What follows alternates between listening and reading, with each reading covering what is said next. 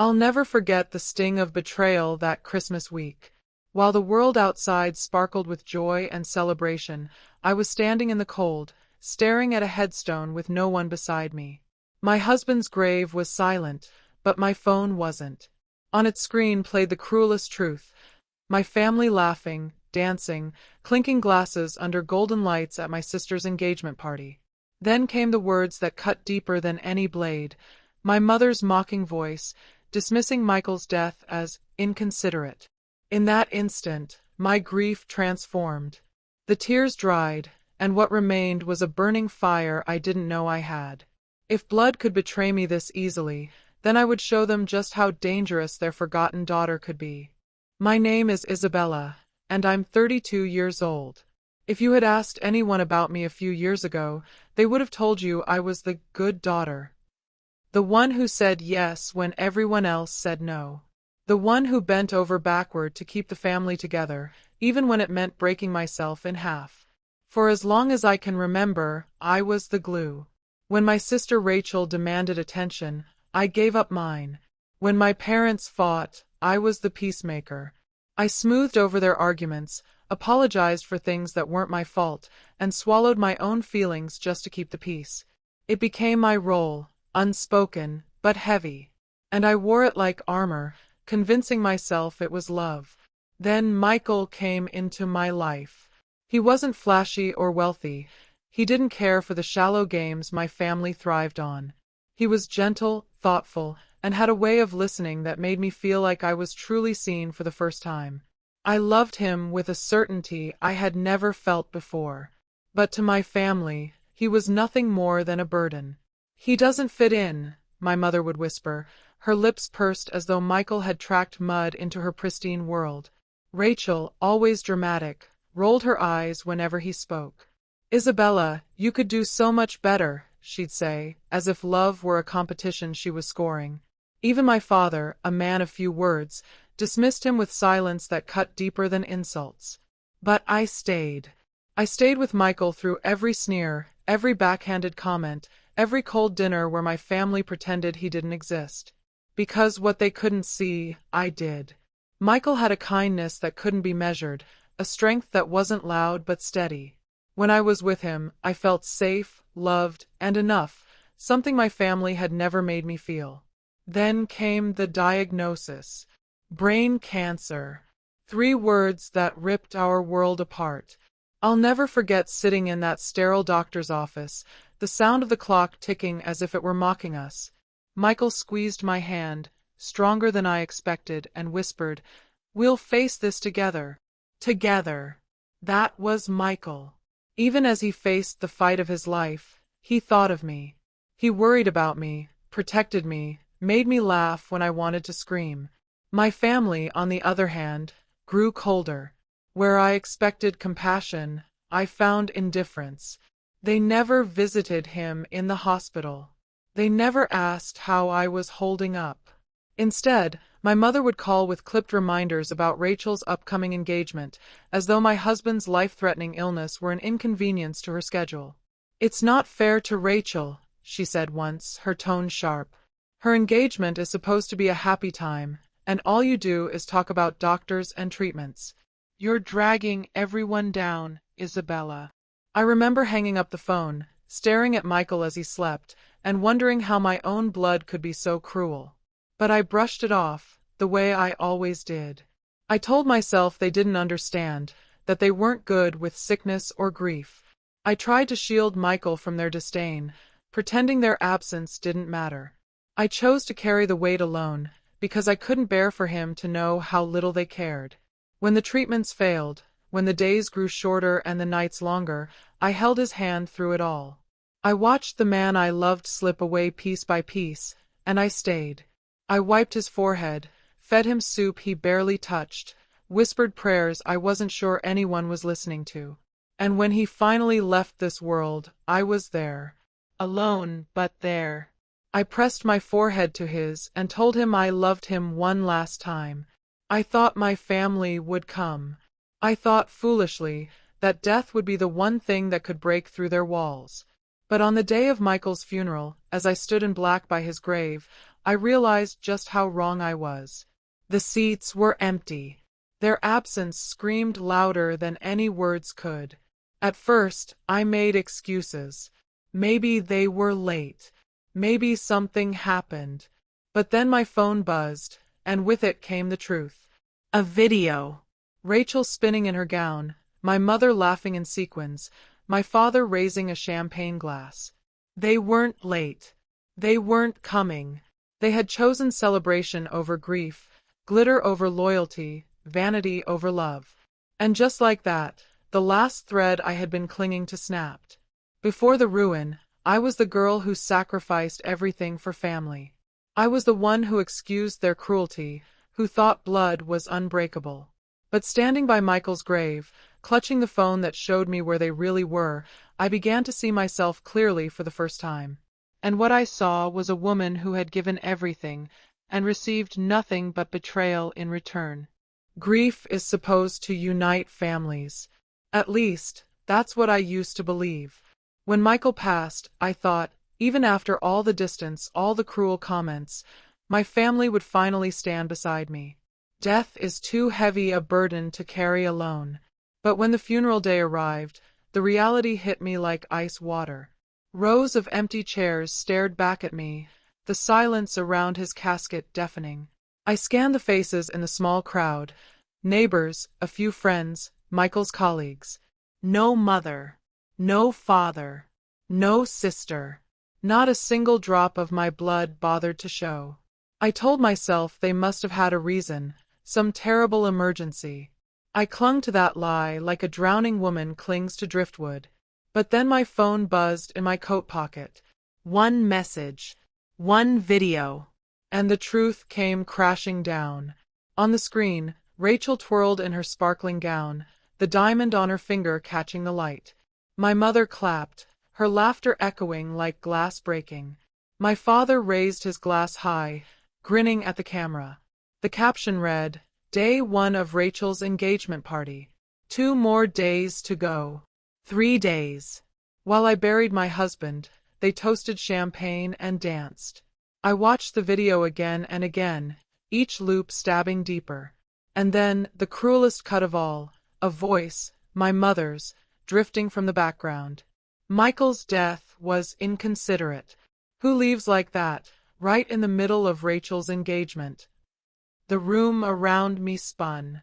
My hands trembled so violently that I nearly dropped the phone. I replayed her words, as if torturing myself would somehow make them less real. But they were real. My mother had reduced my husband's death to an inconvenience, a footnote in her perfect daughter's story. I felt something inside me crack. Grief and love had carried me this far, but in that moment, pain twisted into something darker. Rage. That night, when the last mourner left and I stood alone in my silent apartment, the tears dried on my face. I couldn't cry anymore. My body was hollow, but my mind was on fire. For the first time, I saw my family clearly, not as flawed people I needed to fix, but as predators who had been feeding on my obedience for years. And then came the final betrayal. A week after the funeral, my parents called me to discuss paperwork. I was still numb, still struggling to function, but they insisted it was urgent. "It's about protecting the family's assets," my father said, his voice smooth, calculated. I drove to their house, my heart pounding, and they handed me a stack of documents. My mother smiled tightly, her eyes avoiding mine. Rachel sat smugly across the room, scrolling through her phone, her engagement ring glittering. "Just sign these, Isabella," my father said. "It's all standard. We don't want any confusion with inheritances, you understand." I glanced at the papers. Legal jargon blurred together, but one phrase stood out like a knife: full relinquishment of inheritance rights. I froze. My father cleared his throat. "It's better this way. You don't need to worry about money. Rachel is settling down, starting her own family. You've always been independent." Independent. The word was acid in my ears. Independent, after years of carrying their burdens, smoothing their fights, bending until I broke. Independent, after they abandoned me at the worst moment of my life. I set the pen down. My hands shook, not with grief this time, but with fury. You want me to sign away everything, I said, my voice sharp. After abandoning me, after mocking Michael's death, after choosing a party over his funeral. Rachel finally looked up, smirking. Don't be dramatic, Isabella. Life goes on. Michael was, well, he was never really one of us. Something in me snapped. My heart, already broken, turned to stone. They hadn't just neglected me. They hadn't just ignored my pain. They had mocked it, twisted it, and tried to strip me of everything I had left. As I walked out of that house, I knew there was no going back. The Isabella who had once sacrificed, once apologized, once begged for scraps of affection, she was gone. In her place stood someone new. Someone who had nothing left to lose. That night, I sat by Michael's photo, my fingers tracing the outline of his smile. They think I'll stay silent, I whispered. But I won't. I promise you, I'll make them see what they've done. I'll make them regret every word, every lie, every betrayal. It wasn't just grief anymore. It wasn't just anger. It was a vow. And from that moment forward, I was no longer their victim. I was their reckoning. When I left my parents' house that night, the papers and signed, I didn't know where to go. The apartment Michael and I had shared was unbearable now. Every corner whispered his absence. My hands were still shaking when I drove aimlessly through the city until headlights blurred into streaks. At some point, I found myself outside Sophie's building. Sophie had been my best friend since college, the one person who had never judged Michael, never mocked me for loving him. She opened the door before I even knocked, as if she'd been waiting. I collapsed into her arms, the weight of grief and betrayal pouring out in sobs I had held back for too long. 4 days, I barely moved. Sophie fed me, let me sleep on her couch, let me scream and cry until my throat ached. She never pushed, never demanded explanations. She just sat nearby, a silent witness to the wreckage my family had left behind. At first, I felt broken beyond repair. What future could I possibly build now? My husband was gone. My family had discarded me like trash. I was nothing. But grief has a strange way of hardening into resolve. By the end of the week, as I scrolled through the video of Rachel's party for the 100th time, something in me shifted.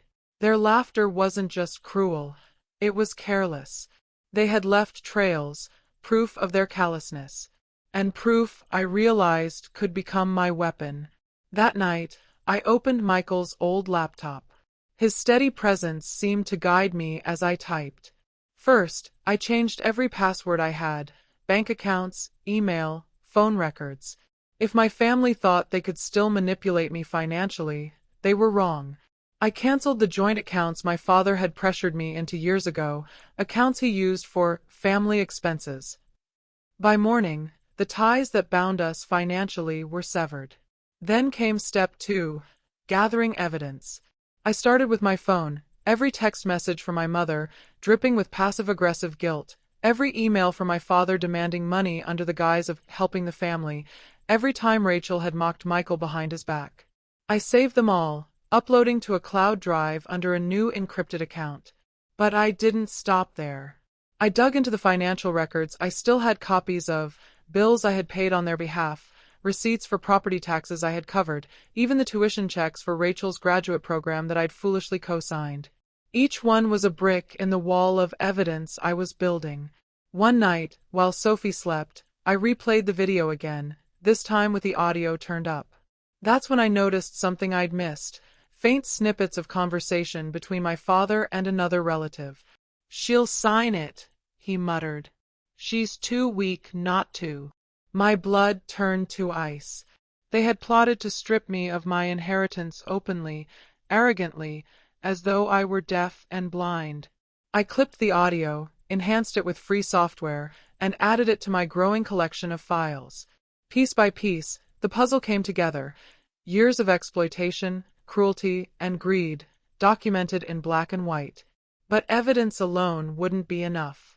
My family thrived on appearances. To destroy them, I needed to strike where it would hurt the most, their reputation and their wallets. I drafted a plan as meticulous as any business strategy Michael used to create for his clients. Step 1. Pretend to be weak. I wouldn't cut them off entirely. No, that would tip them off too soon. Instead, I would answer their calls with a quiet voice, act uncertain, drop hints of financial struggle. Let them think I was slipping back under their control. Step 2. Bait the trap. My father cared about money, my mother about status, Rachel about attention. I would dangle each of those desires in front of them, leading them exactly where I wanted. Step 3. Expose them publicly, not in a courtroom but in the court of family opinion and social standing. Our extended relatives admired my parents' respectability, their charities, their perfect daughter Rachel. What would happen when the mask slipped and everyone saw the truth? For the first time since Michael's death, I felt alive. Not happy, not healed, but purposeful. Sophie noticed the change in me. One evening, she caught me poring over files, my eyes sharp with determination. "You're planning something," she said quietly. I met her gaze. "They think they've broken me," I whispered. "But I'm going to show them they chose the wrong person to betray." Sophie didn't try to stop me. She only nodded. "Then make it count." And I would. Every email, every receipt, every cruel word, they would all become weapons. My family thought they could erase me with a signature. Instead, I would erase the illusions they had built around themselves. I wasn't Isabella, the obedient daughter, anymore. I was Isabella, the avenger, and the seeds of vengeance had already been sown. The plan didn't hatch overnight. It unfolded like a chess match, and every piece I moved was deliberate. The first move was subtle. I knew my father's pride rested on his impeccable image as a successful businessman. He often bragged about how his finances were beyond reproach. But I had the receipts, literally. He had funneled money through my accounts, concealed tax evasion in family expenses, and even attempted to push debts onto Michael's name when he was sick. One quiet afternoon, I composed an email. Attached were scanned documents, bank statements, and recordings. I addressed it not to my father but to his attorney, the man who prided himself on keeping the family's reputation polished. With one calculated mistake, I hit send. Within hours, I received a frantic call from my father. "Isabella, did you send something to Mr. Harlan?" "By accident." I softened my voice, feigning confusion. "Oh, did I? I must have misclicked. I'm so sorry, Dad. My mind's not been the same since Michael passed." "You understand." His silence was sharp, like glass ready to shatter. For the first time, I felt the upper hand tilting toward me. But that was just the opening. The engagement party was my stage. Rachel had been flaunting it for months. 3 days of champagne, gowns, and glamour. She wanted the entire town to envy her. I wanted them to witness her collapse. I reached out anonymously to a journalist I trusted, someone who had once interviewed Michael about his community work. I gave her a carefully curated package, proof of my parents' financial fraud, hints at Rachel's manipulations, and the video of them mocking Michael's funeral. "Everything you need is here," I told her through an encrypted call. "Just wait until the night of Rachel's engagement party. That's when you'll get the biggest audience." The journalist agreed, sensing the scandal of a lifetime. On the night of the engagement, I dressed simply, a black dress that whispered quiet strength. Sophie came with me, her presence steadying me like a secret ally. As we entered the glittering hall, heads turned, but not in welcome, more in judgment, as if I were a shadow sullying Rachel's perfect day. Rachel floated through the crowd like a queen, her fiancé Daniel at her side. My parents basked in the glow, shaking hands, raising glasses. For a moment, they truly believed they had won. that I was just a bitter footnote in their flawless story. That illusion shattered with the first notification. Guests began buzzing, phones lighting up with breaking news. The headline flashed across screens.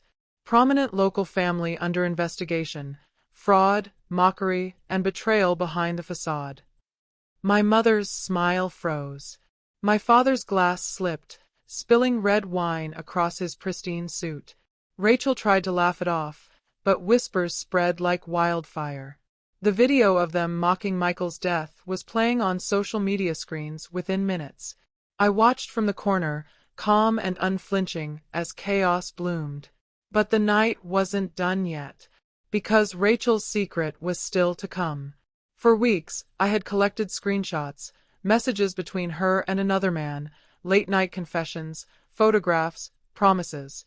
Daniel deserved to know who he was marrying. So, while Rachel scrambled to save face, an anonymous message landed on Daniel's phone. Attached, the proof of her betrayal. I saw the moment he read it. His face drained of color, his jaw tightened. He pulled Rachel aside, and though I couldn't hear their words, her panicked gestures told the story. Minutes later, he stormed out, leaving her standing alone under the chandeliers as cameras captured every second. The perfect daughter, abandoned at her own engagement party. The fallout was swift and merciless. My mother's friends, those society ladies she clung to, turned their backs, whispering about her cruelty and hypocrisy. Invitations stopped arriving. My father faced not just public shame but legal scrutiny as his attorney distanced himself, claiming ignorance of the fraud. Investigators soon followed. Rachel, stripped of her fiancé and her carefully curated image, was left humiliated, her tears staining the silk dress she had bragged about for months. And me. I stood in the center of the storm, calm as the eye itself. No one dared approach, though I could feel their stares. For once, the whispers weren't about my weakness, but about the strength they had underestimated. As Sophie squeezed my hand, I felt a strange, quiet satisfaction. Not joy. Michael was still gone, and nothing could bring him back. But justice, in its own twisted way, had been served. And the night wasn't just about revenge, it was about reclaiming myself. 4 years, I had been their scapegoat, their obedient daughter, the one they could mock and use. Now they knew, I was not their victim anymore. I was the reckoning they never saw coming. For weeks after Rachel's engagement party imploded, my parents scrambled to repair the wreckage. They spun excuses, staged interviews, and threw money at anyone who would listen. My mother insisted the video had been taken out of context. My father boasted that the investigation would blow over. And Rachel, she reinvented herself as a victim of betrayal, claiming Daniel had abandoned her for no reason. But the town wasn't buying it. Whispers still followed them. Invitations dried up. Their perfect empire of status was crumbling. Desperate, they clung to one last idea, a charity gala. It was meant to be a grand rebranding, a glittering night to show they still belonged among the elite. The invitations boasted of an evening of elegance and generosity. In truth, it was nothing but a mask, a final attempt to polish their image before the rot consumed them completely. I knew I had to be there, not as their daughter, but as their reckoning. The night of the gala, the ballroom shimmered with chandeliers and gold accents. Guests arrived in tuxedos and gowns, the hum of violins filling the air. I stepped through the doors in a sleek black gown that didn't scream for attention but commanded it nonetheless. Whispers rippled as eyes turned.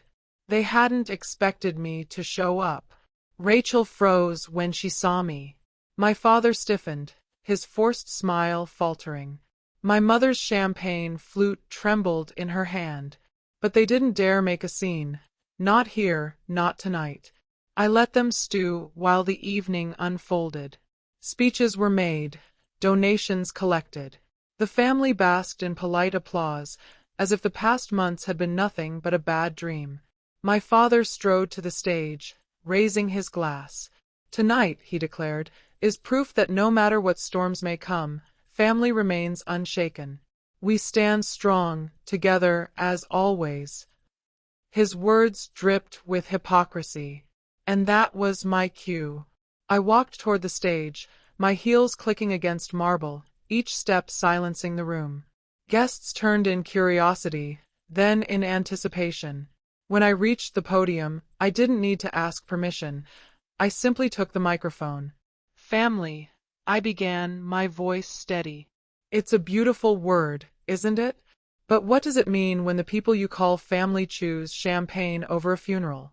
When they laugh at your pain? When they try to steal from you while you're drowning in grief? Gasps rippled through the crowd. My father moved to stop me, but I held up a hand. Sit down, Dad. You'll want to see this. At my signal, Sophie dimmed the lights. A projector screen flickered to life behind me. And then, there it was. The video. My mother in her glittering dress, laughing. Rachel twirling her ring, mocking.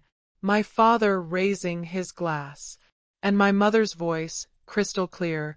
His death was inconsiderate. Who leaves like that, in the middle of Rachel's engagement? The room went still. Some guests covered their mouths. Others shook their heads in disgust. My parents sat frozen, pale as statues. While I stood at my husband's grave, I continued, this was what my family thought of me.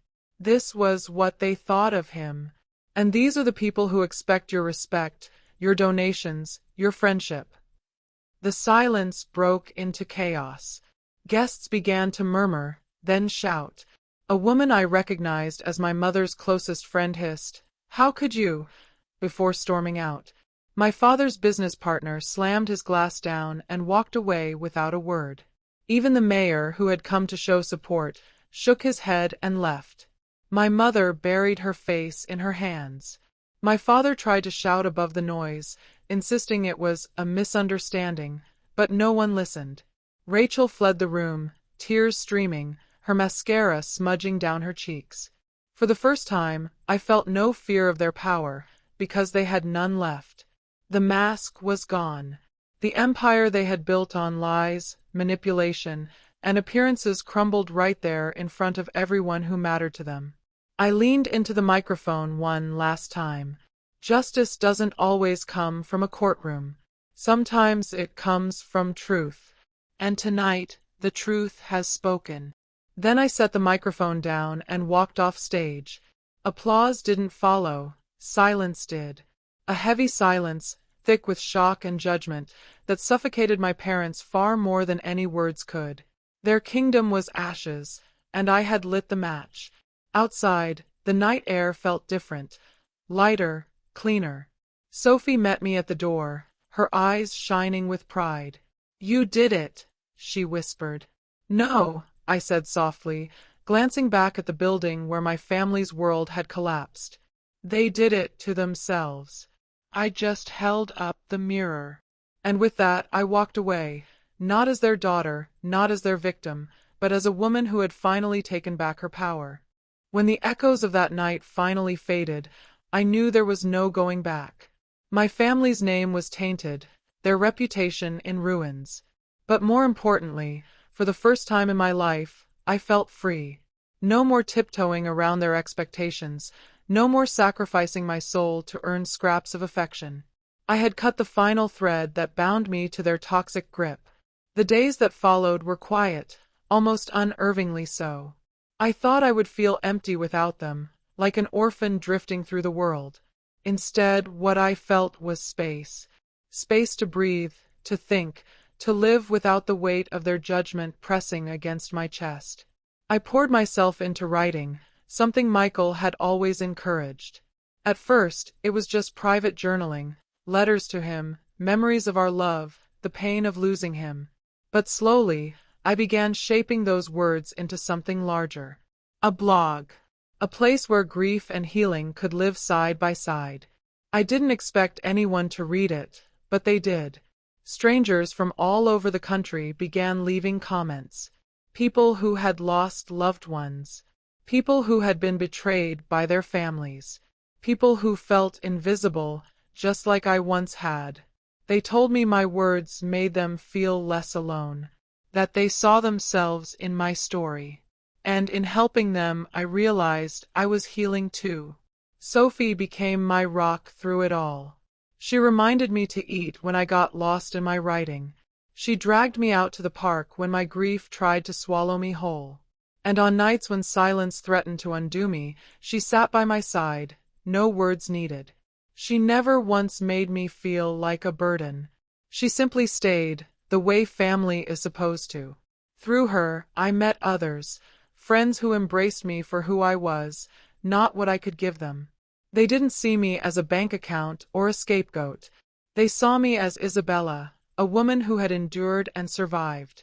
For the first time in my adult life, I had a circle of people who chose me, not out of obligation, but out of love. Of course, the past wasn't erased. Some nights, I still dreamed of Michael, and I still woke with the ache of missing him beside me. And occasionally, I thought of my parents, of Rachel. I wondered if they hated me more than ever, or if somewhere in the wreckage of their downfall, they finally saw what they had done. Then one afternoon, an envelope arrived. No return address. Inside was a short note, scrawled in Rachel's handwriting. I don't expect forgiveness. But I see now. I'm sorry. I stared at it for a long time. My instinct was to tear it apart, to reject the idea that one apology could undo years of cruelty. But I didn't. Instead, I folded it carefully and placed it in a drawer. Not because I was ready to forgive, but because I was ready to let go of the hate. Forgiveness wasn't for them. It was for me. It meant I didn't have to carry their poison anymore. So no, I didn't run back into their arms. I didn't attend holidays or pretend everything was fine. That part of my life was closed. But I left a sliver of space open in my heart, not for reconciliation, but for peace. On the second anniversary of Michael's passing, I hosted a gathering. Not a somber funeral service, but a celebration. Sophie was there, along with my new friends, people who had become my chosen family. We cooked Michael's favorite dishes, played his favorite songs, and shared stories. There was laughter, tears, and joy tangled together. And for the first time, I felt like he was smiling down on me, not because I had avenged him, but because I had finally learned to live again. As I looked around my cozy living room that evening, I realized something profound. Family isn't blood. Family is the people who hold you when you're breaking, who remind you of your worth when you forget it yourself, who stay when everyone else walks away. My old life had ended in betrayal and ashes. But out of those ashes, I had built something stronger, something real. And that was my true revenge. Not just watching my family's empire crumble, but proving to myself that I could rise, freer and stronger than they ever believed I could be. Because in the end, justice wasn't just about exposing them. Justice was about reclaiming me. My story was never only about revenge, it was about reclaiming my freedom.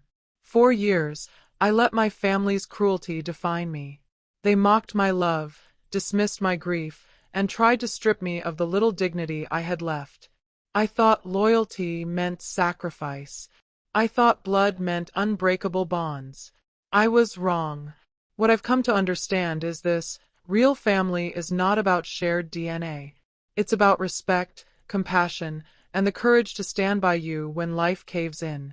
Revenge gave me justice, yes, but more importantly, it gave me back my voice. It gave me the courage to draw boundaries and to believe that I am worthy of unconditional love, not manipulation. So if you've ever felt trapped, used, or silenced, remember, you are not alone. You have the right to walk away. You have the right to protect your peace. And you have the right to write your own ending. Do you believe I was right to expose my family this way? Share your thoughts in the comments. And if stories of justice and redemption speak to you, don't forget to like, subscribe, and hit the notification bell so you never miss the next chapter.